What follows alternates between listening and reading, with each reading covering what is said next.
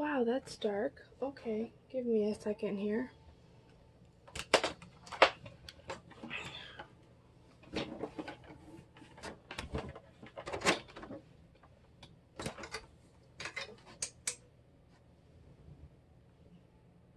Let there be light.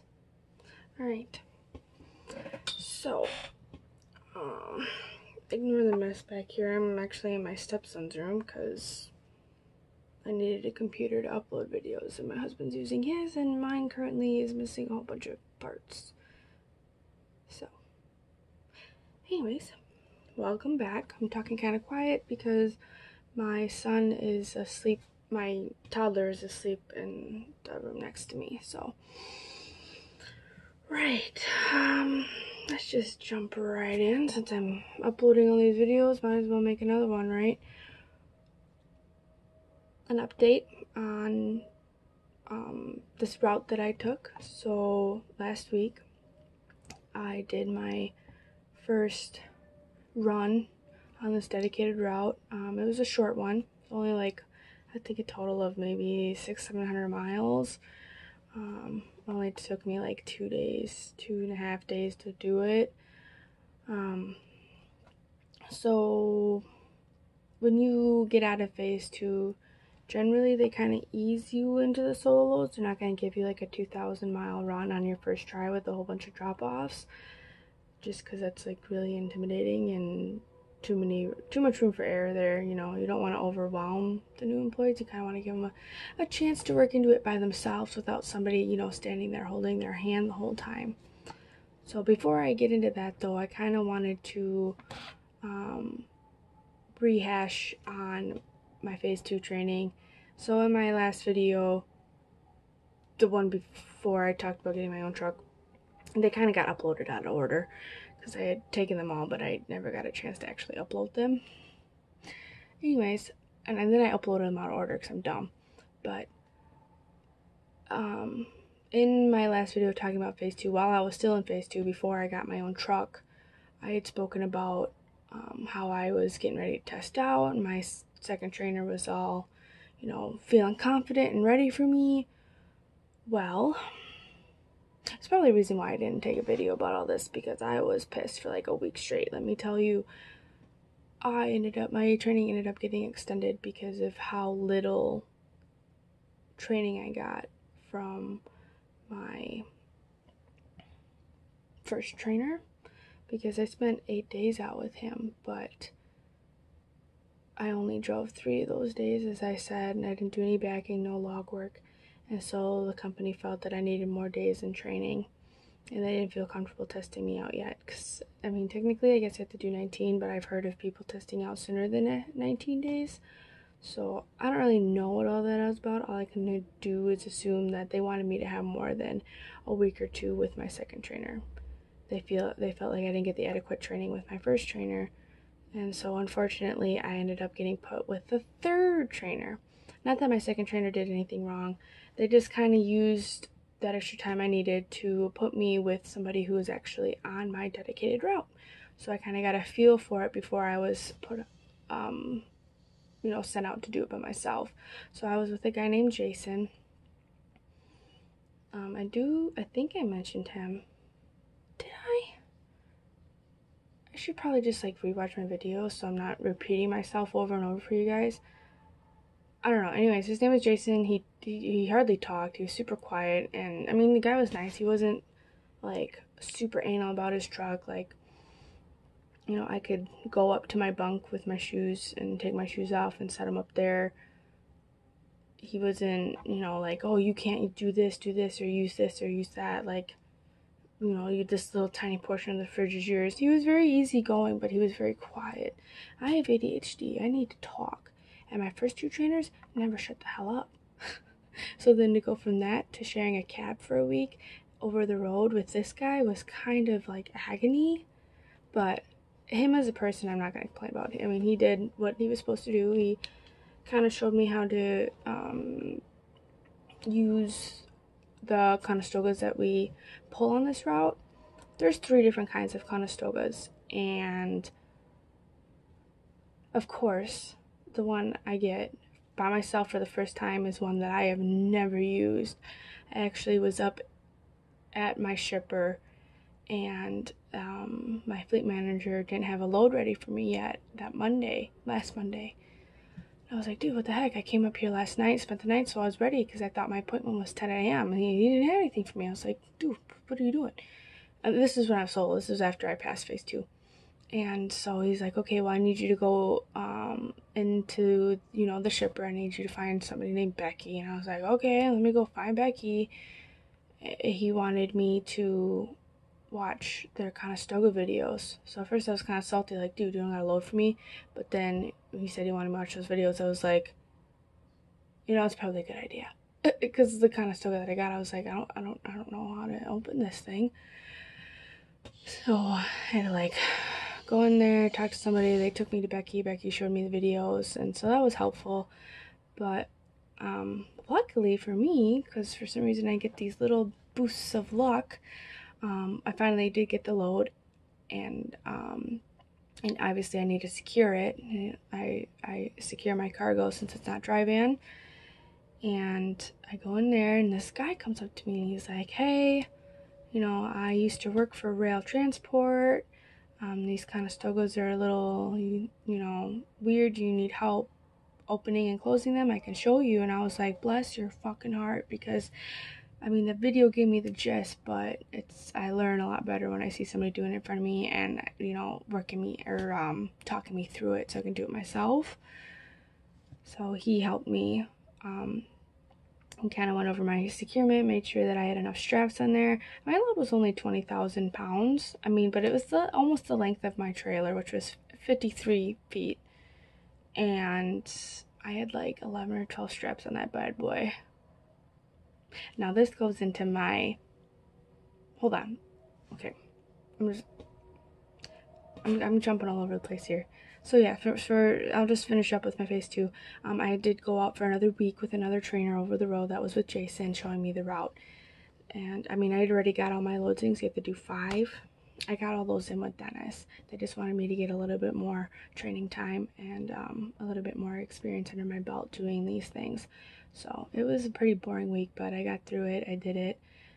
We ended up in Gary, Indiana, which is where I stayed a night in a hotel there, and then I did my DSE and passed and got my own truck, which I recovered in Ohio, which fucking sucked.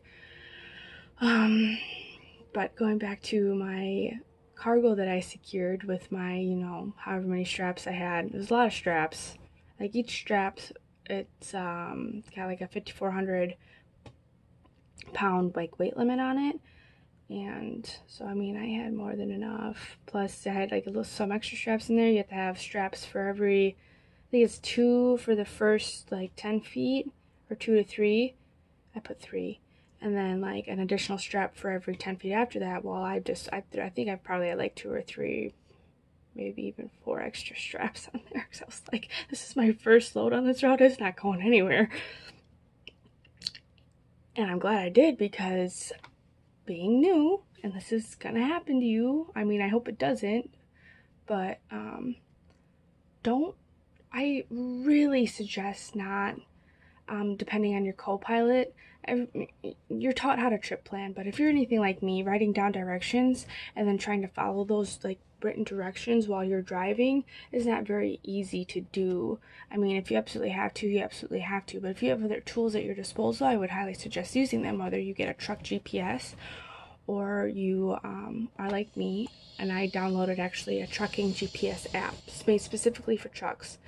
Let me see. Oh, duh, I'm using my phone to record. I can't remember what it's called. I think it's called Smart Truck or something. But I will actually put in the description below what app this is that I use. I pay $15 a month for it. My first trainer, I had to awkwardly call him up to be like, yo, what app did you use? I could kind of tell in his voice that he probably did get in trouble because of me. But he was nice and kind, and the guy was never mean. I'm just throwing that out there. But he did tell me what app he uses. And luckily I had enough money that I could cover the charge. And so I actually bought that app before I set out. on this route, which is a really good thing because straight from the beginning, my co-pilot was trying to take me places that I was not supposed to be going. Basically the whole time I was off route, even though technically I wasn't. So I used my GPS app, which was taking me on roads that I guess were truck route. Sure as fuck didn't seem like it. I felt like I was getting lost in the wilderness of the UP, because that's where I ship out of. Like I was on these like hillbilly back roads, no service. Like if I stopped, I knew, some axeman was gonna come out of the woods and kill me and sacrifice me and whatever. Like make a belt out of my skin. I don't know. It was really fucking beautiful, but it was sketchy because if anything went wrong, there was no way for me to get a hold of authorities. I had no service. I was in the middle of nowhere, no houses, literally nothing but trees and water and more trees and more trees. And these roads were super windy, and there was not a single straight stretch, I think, on that, except for maybe one or two. One of those I stopped to take a picture. You're not supposed to do that, by the way. You're not supposed to stop and take pictures, because technically I was still on the road. But we'll say I was parked safely and legally. I just couldn't pass it up. It was too pretty. I had my hazards on. Nobody was coming. I was watching. Anyways, so yeah, there was no place for me to pull over. There was no place for me to stop and try and navigate. I didn't have any service, so I couldn't really load a new route, and it was kind of a bad situation because these roads, they were so windy and there was up and down really steep inclines. Like they weren't necessarily very tall or high, but they were to the point where there's a couple of them I was going over. I'm like, holy fuck, my trailer's gonna get stuck trying to go over these. I was like, what do I even do? I can't back out of here. I can't call anybody. So my dumb ass was like, fuck it, and I was just floored it and trying to get over these hills. Luckily, they weren't steep enough that my trailer got caught. I'm really fucking lucky for that. I don't suggest you doing what I did. If you're really unsure, I would stop and try to figure out another plan, I guess. I just say that from a professional standpoint. I did what I felt was best, but it probably wasn't best. So yeah, I was on these roads for probably a fucking hour trying to navigate through them, and I'm going through all these really tight turns and stuff. And the lane's narrower than my truck. I can't go off the road because otherwise I'm in dirt and in the ditch. And so I'm, every single turn I'm going around, I'm blowing my horn, trying to signify if anybody's flying around that corner, like, hey, I'm here, don't run into me. Because, the trees are right up to the road. You can't see around that curve. You can't see around the bend. And I think I only came across two. One of them, he almost ran into me, but luckily he saw me soon enough. And it was a young couple, and they just kind of look at me like, what the fuck are you doing out here? And I'm like, dude, I don't know what the fuck I'm doing out here. I'm just as confused as you are. And, but then eventually I came up to a little town, and then before I get into the highway, I get shot through a stupid ass detour, and I'm like, holy fuck, dude, I can't go through any more of these little tiny roads, and now I'm in this little tiny town, and I'm in an intersection, hold on a sec. I will draw this out for you. This is how bad this intersection was, and I still don't even know how the fuck I got through it.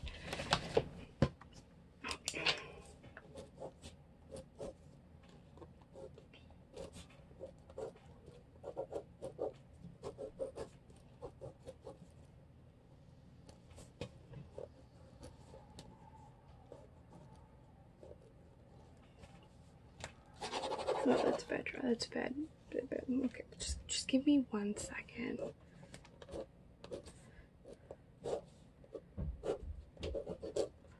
I got accepted to an art school, but I ended up not going because I didn't have anybody to co-sign for my loans.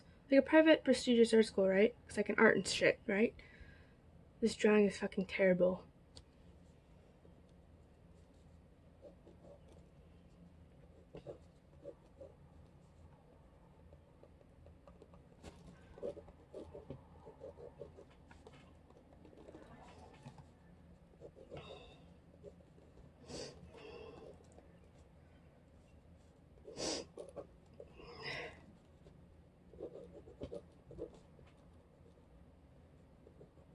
Alright. So here, okay, this is like a super terrible drawing, but here's the intersection, right? Here's all these buildings. Like it's just sidewalk and building. There's absolutely no room for me to really make any sort of like tight turn. Like, I can't fuck up basically, otherwise I'm going on the sidewalk and hitting buildings. And then on top of it, because it's a construction zone, there's a motherfucking cone right here, right? This is a cone. A little shitty cone. There's all these parked cars. There's all these cars waiting for me to go. And then this little male guy comes up and he's like, I'm just gonna come in right here and try to like wiggle myself over here so I'm out of your way, right? Here's me coming in having to turn this way, right? So I come in and I swear to God, if I had been like 1 or 2 inches one way or the other, I wouldn't have made this turn.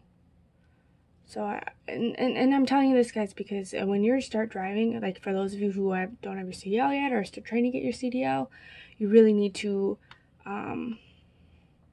like I sat there for a second and I really looked at my surroundings and looked at what it is exactly that I had to do. Do I do a button hook turn, which you're not supposed to do? Or, you know, do I need to wait for somebody to move? Do I need to just fucking park and wait for, you know, somebody to move these fucking parked cars and shit? Do I need to come out here and move this cone? What do I need to do? And I was like, okay, I feel like I can make it. If I feel like I'm gonna hit anything, I'll park and, you know, I'll obviously pull my brakes and then I will call authorities because I'm, you know, in a service zone now. So I come out, I kind of bring myself out as much as I can, really, and kind of wiggle myself back in here, give my trailer enough room to track, and I barely made it through. There was like a car coming up here, you know, the couple cars. And one of the guys, he's just straight up, he just gave me a fucking thumbs up. He's like, holy fuck. And I'm pretty sure the mailman's watching me like, dude.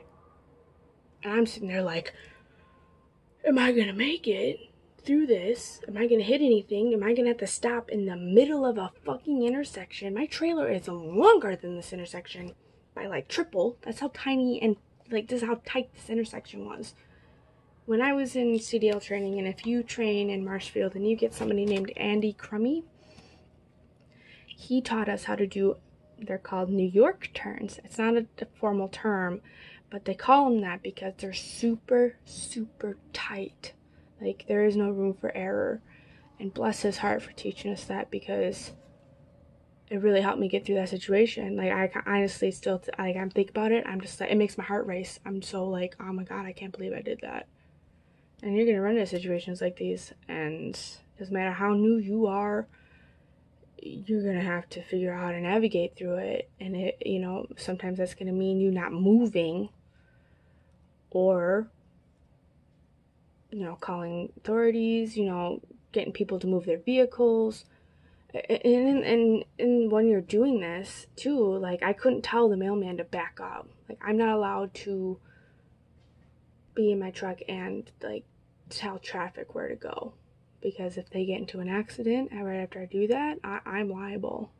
So you don't ever want to dictate traffic, especially in intersections and things like that, because a lot can go wrong. But yeah, so I finally get through that, you know, a couple more miles, and I'm finally on a highway. I'm able to pull over in a truck stop and do a safety check that's like 20 miles overdue, and check. And while I was on these curvy back roads in the UP, not to mention they're very thin, narrow lanes, there's also very shitty fucking roads, and every fucking pothole possible, all on these fucking roads. And I'm jumping, my tractor and trailer's just like boof, boof, boof, boof.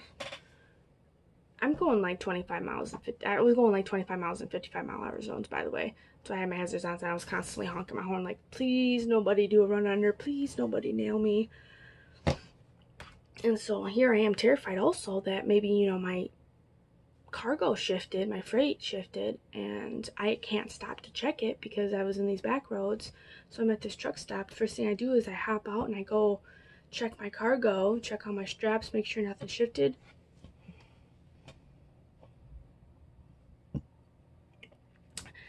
Yep, I'm really happy I used as many straps as I did because nothing moved. That's how you do it, boys and girls. Well, I mean, how you do it would be not getting lost and going on roads you're not supposed to go on. But if it does happen and you're on shitty roads and you're bouncing everywhere, you want to make sure your cargo is properly secured so you don't have a cargo shift. And I didn't, so that was the last of the shitty roads that I ran into. So just to wrap up my first run on this route. So I had gotten my load on the 29th, and it wasn't due to be in Minnesota until the 31st. Well, from where I was, it was really only like a 6-7 hour drive. Had they been like a company that was open overnight, I could have had it unloaded probably that night. However, they're a little mom and pop place, and I was already exhausted from securing my cargo, from dealing with the stress of being on my own and going through that mess in the UP. So I actually just decided, you know, I called my consignee and I was like, hi, you know, I'm Rowan, I'm with Rail Transport. I have a load delivered for you. That's not due till the 31st. Can I... Oops.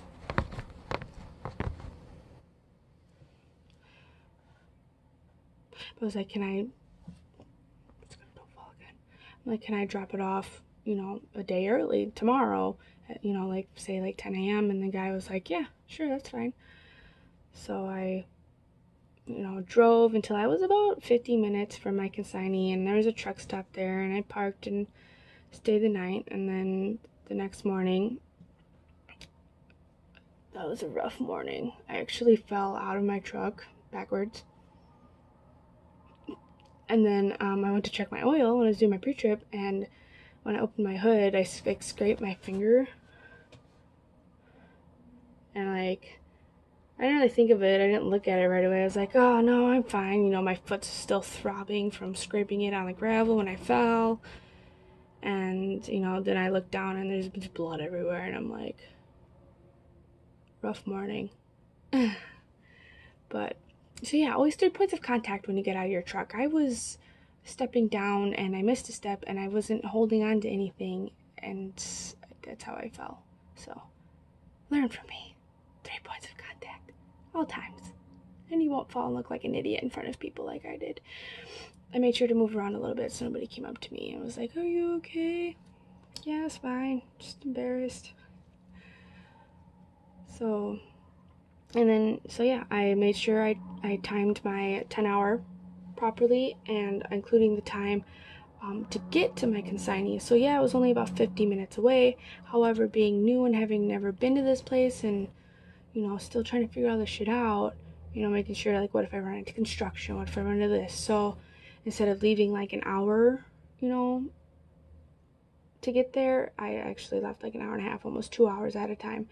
And I got there on time. So, but it's always good to have that buffer, because you'd rather be a little bit early than a little bit late. You don't want to be late. That's not good.